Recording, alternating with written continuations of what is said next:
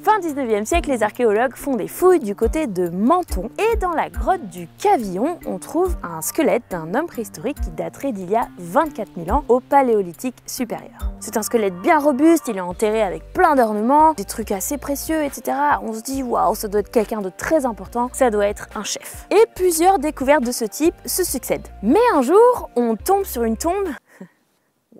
On découvre une tombe de ce même type en Italie, avec un squelette bien robuste, etc. machin. Mais là, par contre, en y regardant de plus près, il y a un fœtus dans le ventre du défunt.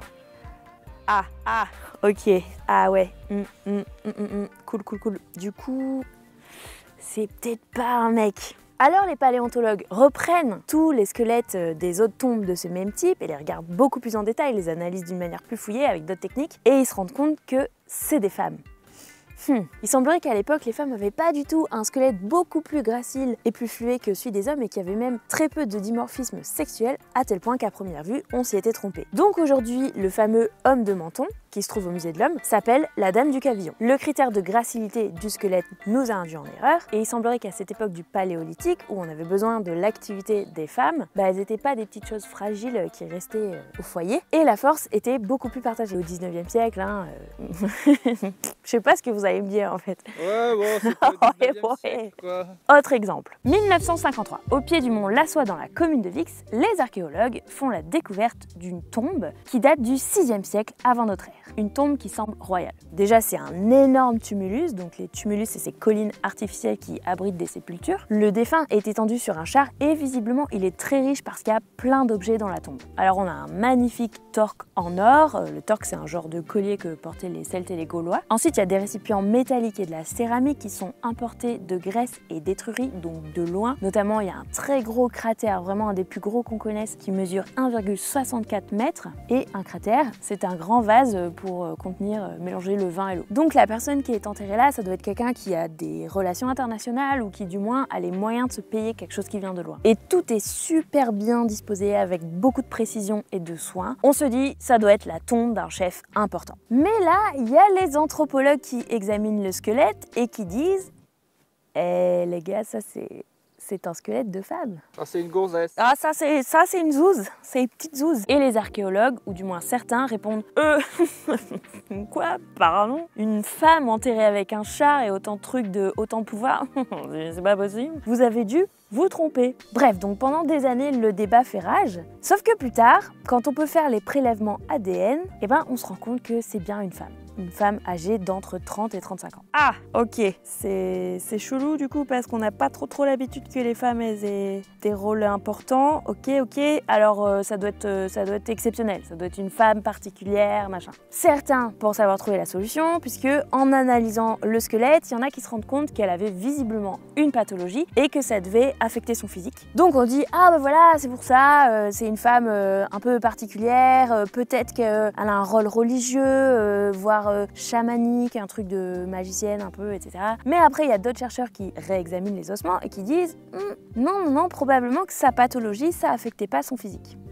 Bon, voilà, on peut que faire un peu des interprétations et essayer de comprendre. En fonction de ces interprétations, on l'appelle parfois la dame de Vix, la princesse de Vix, etc.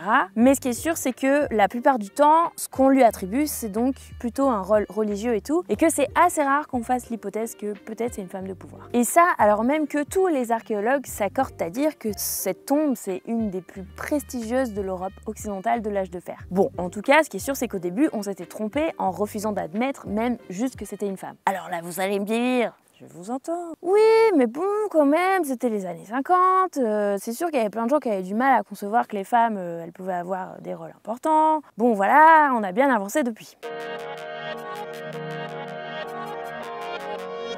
L'archéologue Chloé Bellard, qui a soutenu sa thèse en 2014, a montré combien les schémas traditionnels d'interprétation sont encore très présents dans la méthodologie scientifique des archéologues. Dans ses recherches, elle a travaillé sur l'exemple des complexes funéraires de l'âge de fer, donc entre le 6e et le 3e siècle avant notre ère, en Champagne, et plus particulièrement sur les tombes de femmes. Et elle utilise ce terrain d'étude pour montrer pourquoi les anciennes méthodes traditionnelles, pourtant toujours utilisées, ne fonctionnent pas. Et elle propose une nouvelle méthode qui a pour but de se débarrasser débarrasser des clichés et donc des erreurs. Cette méthode traditionnelle, elle date du 19e siècle et elle fonctionne comme ça. Quand on découvre une tombe, on regarde avec quels objets sont enterrés le défunt et on regarde s'ils sont connotés masculin ou féminin pour déterminer le sexe du défunt. Ça marche surtout avec les objets parce qu'au 19e siècle, c'est ça qui intéresse les archéologues, les objets, pour faire des collections, pour faire des jolis cabinets de curiosité, etc. Et ces objets, ils sont interprétés avec le prisme des auteurs gréco-romains. Parce qu'au 19e siècle, l'Antiquité, c'est la référence de prestige et ces auteurs antiques, ils sont érigés comme modèles de pensée, y compris en sciences. Voilà, c'est quelque chose de très à la mode et partout, pas que dans les sciences, en politique, en art, en philosophie, etc. J'en sais quelque chose. J'ai fait ma thèse sur un sujet de ce type.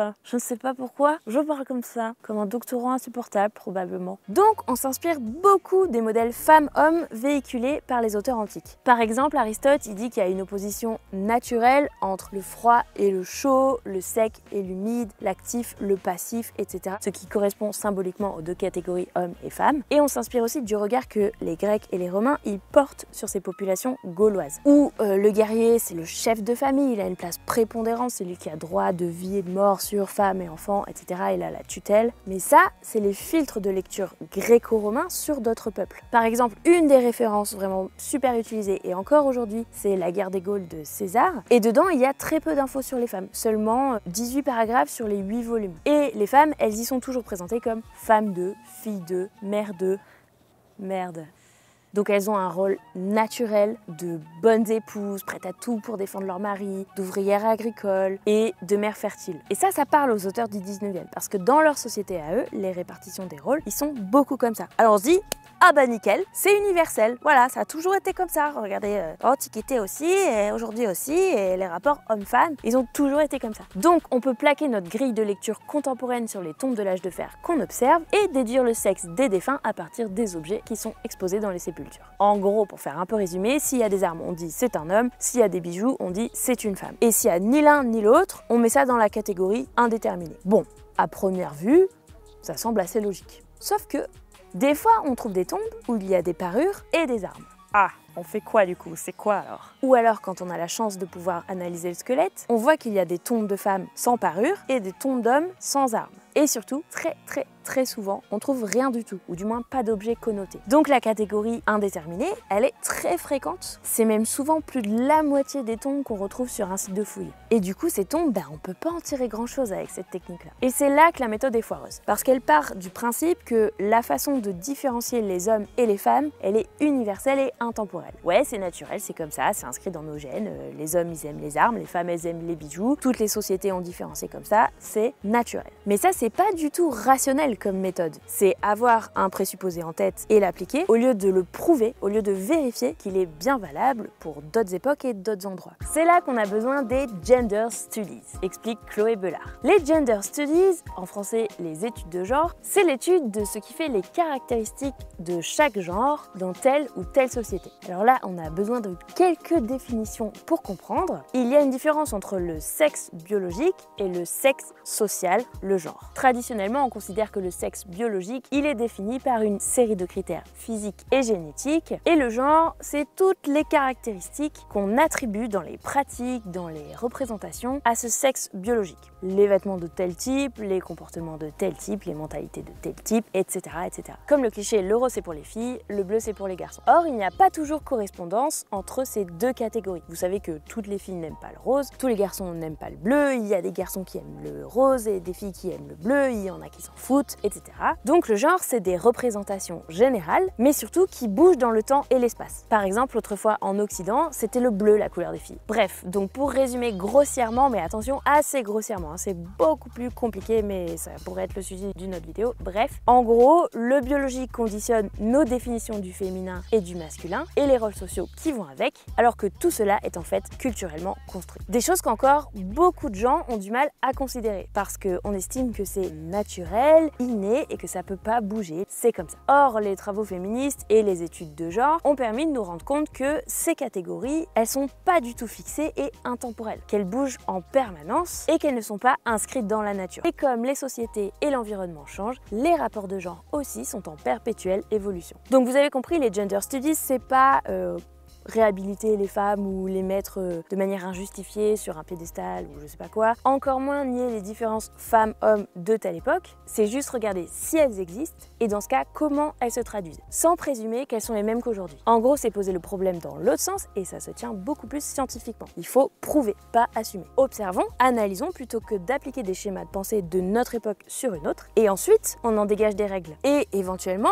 on peut confirmer, oui, les hommes sont enterrés avec des armes et les femmes avec des bijoux ou pas. Et c'est ce que fait Chloé Bellard dans sa thèse. Elle part de l'observation de squelettes dont l'anthropologie a pu déterminer le sexe et elle regarde les objets qui l'accompagnent, mais aussi toute la structure de la tombe, etc. pour dégager des règles et essayer de déterminer ce qui ne se trouve que chez les hommes, que chez les femmes, majoritairement chez les hommes, mais quelquefois chez les femmes, et inversement majoritairement chez les femmes, mais quelquefois chez les hommes, et ce qui peut être chez les deux. Et d'ailleurs, elle a aussi inclus les enfants. Parmi les 38 critères qu'elle a relevés en analysant la taille, la forme des tombes, la disposition des corps, du mobilier, leur nature, leur quantité, leur qualité, etc., etc.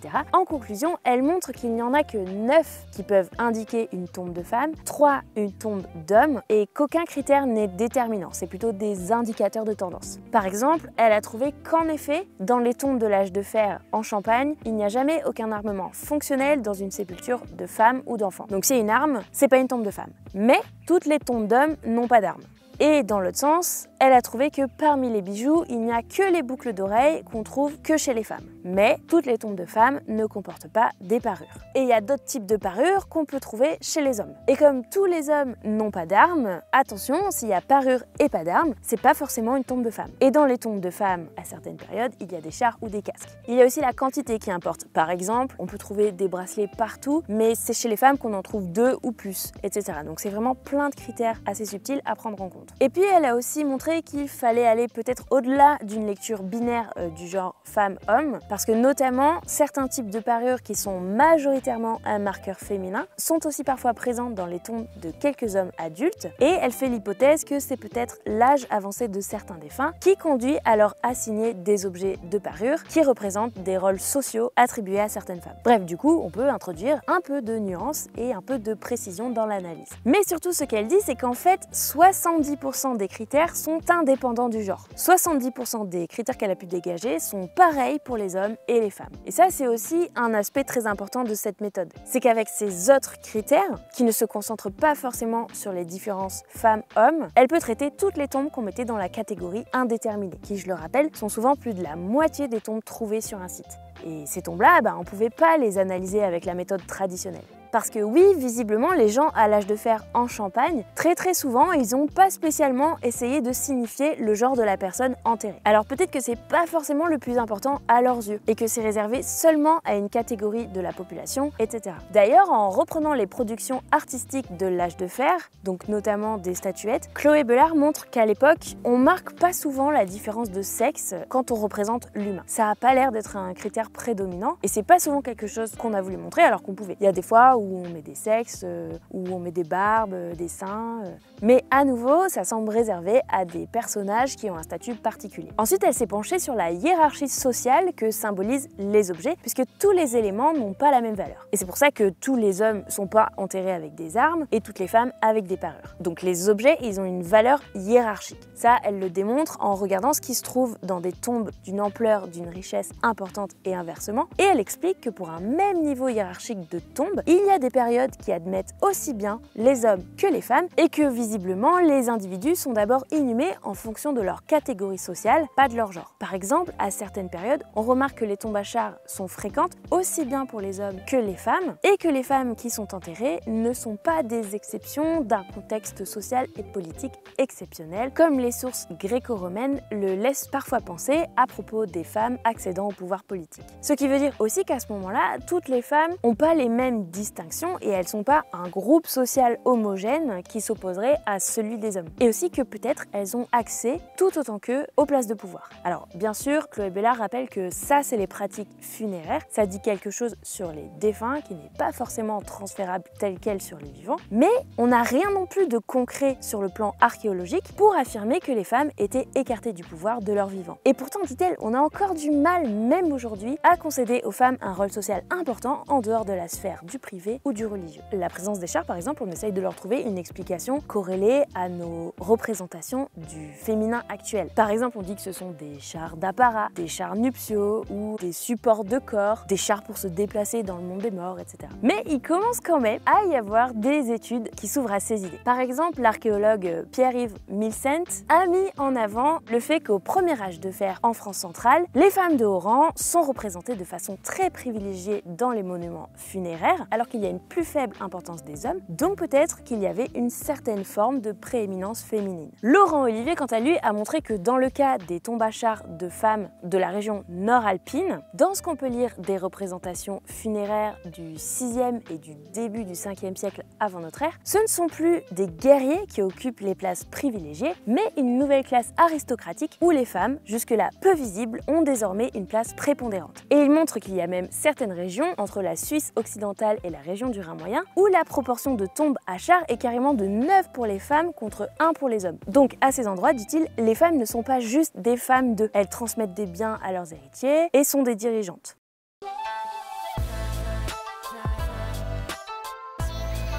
Donc de plus en plus d'études considèrent que les femmes puissent avoir un rôle politique, mais d'après Chloé Bellard, c'est encore assez compliqué. L'archéologie en France serait plutôt en retard sur les études de genre, alors qu'en Scandinavie par exemple, c'est utilisé depuis les années 80. Alors je vous parle même pas d'envisager un rôle guerrier aux femmes. Et il y a un exemple très parlant qui a fait pas mal de bruit, c'est le cas du viking de Birka. En 1878, à Birka en Suède, on fait la découverte de la tombe d'un grand guerrier viking. Il a tous les ornements qui vont avec un grand chef de guerre et il aurait vécu au Xe siècle. Et du coup pour les spécialistes, c'est un exemple qu'on cite souvent pour illustrer ce à quoi pouvait avoir droit un grand et valeureux guerrier viking dans sa tombe, d'une strate hiérarchique assez élevée. Mais il y a une bioarchéologue, Anna Kjellström, désolée pour l'écorchage de son nom. Donc cette bioarchéologue, elle analyse méticuleusement les os et elle dit les gars, le squelette là, dans la tombe du gros guerrier, machin et tout, c'est une femme, c'est des autres femmes ça. Elle fait des confs en 2014, elle est publiée en 2016 et tout le monde s'en carre le cul. Où il y a carrément des collègues qui remettent en cause son interprétation et qui disent « Non, mais peut-être qu'au 19e, quand on a déterré les os, parce que c'est vrai que c'est un peu le bordel au 19e les méthodes, peut-être qu'on a mélangé des squelettes, peut-être aussi que le squelette à la base il avait été enterré avec d'autres personnes, etc. » Alors l'archéologue Charlotte Eden-Stirna Johnson, pareil les noms des os, avec son équipe, elle fait des prélèvements ADN sur le squelette. Et la réponse est péremptoire, il n'y a qu'un seul squelette enterré là, et c'est un squelette de femme. Donc ce grand guerrier viking, eh ben, c'est une grande guerrière viking. Et forcément, ça bouleverse pas mal la vision qu'on avait de ce peuple. Donc encore en 2016, pour qu'on puisse concevoir qu'il peut y avoir une femme guerrière et qu'on prenne au sérieux les travaux de quelqu'un qui analyse le squelette, il a fallu un prélèvement ADN. Le problème, c'est que ces conceptions et préjugés sexistes, ils sont encore très tenaces en archéologie, dans le milieu en lui-même de l'archéologie. Et pas que, bien sûr. Je vous donne quelques exemples parmi tant d'autres qui sont assez révélateurs. Notamment, dans le monde académique en 2016, on compte 45% de femmes dans les postes d'assistants, contre 55% d'hommes, donc là c'est à peu près équilibré, mais un ratio de 37% de femmes dans les postes de professeurs contre 63% d'hommes, donc pour des niveaux plus gradés. De même, en moyenne, les femmes publient moins, sont moins citées si elles apparaissent en autrice unique d'un article, sont moins invitées au colloque et donc moins bien notées. L'enquête de Meyers, qui est sortie en 2015, nous apprend aussi que presque 3/4 des femmes interrogées, donc sur environ 500, ont été harcelées sexuellement sur un chantier de fouilles et que 1/4 ont déjà été agressées sexuellement en majorité par un homme en position hiérarchique plus élevée. Et la moitié d'entre elles a quitté le milieu de l'archéologie suite à cette agression. Et pour vous rendre compte de ce que les femmes entendent sur les terrains, l'archéologue belge Laura Marie, qui est la personne qui m'a contactée pour me proposer ce sujet, que je remercie, et qui est la fondatrice du projet Peytatruel, qui lutte pour l'égalité et la diversité en archéologie, donc ça se passe avec des conférences, des cours, des séminaires, etc. Elle a également mis en ligne le Tumblr Peytatruel, qui répertorie les témoignages de remarques sexistes. Alors pour votre plus grand bonheur, voici un petit florilège. Tu passes le balai comme tu sais le faire et moi je reste au-dessus, comme ça je surveille et je peux mater tes seins. Pour des filles, elles se débrouillent pas mal avec une pioche. Cela ne vous gêne pas ce travail de manutention en tant que femme? c'est trop fatigant pour une fille, on va le faire pour vous. À propos du fait de prendre des femmes sur un chantier de fouilles, il ne faut pas qu'elles soient trop agréables à regarder comme vous pour ne pas tenter les hommes et avoir des soucis de harcèlement sexuel à régler. Et aussi des mecs pas assez concentrés sur le terrain. Ou alors, elles vont se crêper le chignon et ça nuira à la fouille en dégradant l'ambiance de l'équipe. Et bien sûr, les bonnes vieilles blagues sexistes. Si tu trouves une monnaie, tu payes tes seins. Non, mais t'as aucun humour aussi, faut pas s'étonner que personne ici veut coucher avec toi. Putain, l'enfer. Si tu veux continuer à regarder, c'est une pipe chacun. Ça va, c'est une blague de chef. C'est pas grave. Pendant une soutenance de thèse particulièrement brillante. Il faut que je vous avoue que je suis un peu étonnée que ce travail ait été fait par une femme. Et à une femme qui travaille sur les armes. Tu ne serais pas plus intéressée par la parure dans le fond? Mais tu fais ça pour avoir plus d'hommes dans ton entourage universitaire. Et comme en plus, elle s'intéressait à la présence d'armes dans les tombeaux de femmes, tu sais, l'étude de genre, c'est un truc de féminisme, hein, fais attention à pas te faire embrigader. Faut pas chercher à parler des femmes en archéologie, c'est pas forcément pertinent. L'univers des femmes, c'est celui de la maison, pas celui de la guerre et du pouvoir. Oh bah dites donc, ces commentaires, on dirait un peu les commentaires sur YouTube. Vous pouvez suivre le compte Twitter Peytatruel pour en apprendre des vertes et des pas mûres. Et ces témoignages ont même fait l'objet d'une exposition qui s'appelle Archéosexisme, qui a été réalisée en partenariat avec l'association Archéoéthique et qui tourne à présent à la fois en France et en Belgique. Donc, le problème quand on fait des remarques sexistes, que ce soit de la part d'hommes ou de femmes qui ont intégré les schémas, c'est qu'en plus d'être des gros arriérés, potentiellement, on induit la science en erreur. Oui, parce que si on n'est pas capable de considérer qu'une femme peut tenir une pioche sur un chantier de fouilles ou de s'intéresser aux armes, on risque pas de concevoir que c'est peut-être une guerrière qui est enterrée sous nos yeux et pas systématiquement un guerrier. Pour aller plus loin, je vous ai mis en description toutes les sources et notamment la thèse de Chloé Belard que vous pouvez consulter en accès libre, mais aussi des articles sur les gender studies, sur ces sujets-là, ainsi que les références de Peytatruel et de Archéoéthique, et vous pouvez avoir toutes les infos pour l'expo, voir où elle se trouve, quelles sont les prochaines dates, etc. Un très grand merci à Laura Marie pour ce sujet et à ma pote Jess qui est sociologue et spécialiste de ces questions aussi et qui m'a aidé à relire. Si vous avez apprécié la vidéo, n'hésitez pas à la partager pour faire connaître un peu ces sujets et peut-être faire bouger un petit peu les clichés sur ces questions-là. Et si l'émission vous plaît, vous pouvez bien sûr vous abonner et soutenir sur Tipeee. Et un énorme merci à toutes celles et ceux qui contribuent déjà, c'est très important pour nous et c'est grâce à vous qu'on peut faire tout ça, donc merci beaucoup. Et moi je vous dis à très vite pour une autre histoire. Ouh, sortie. Ah là là. Miaou. L'eau de source, l'eau des montagnes.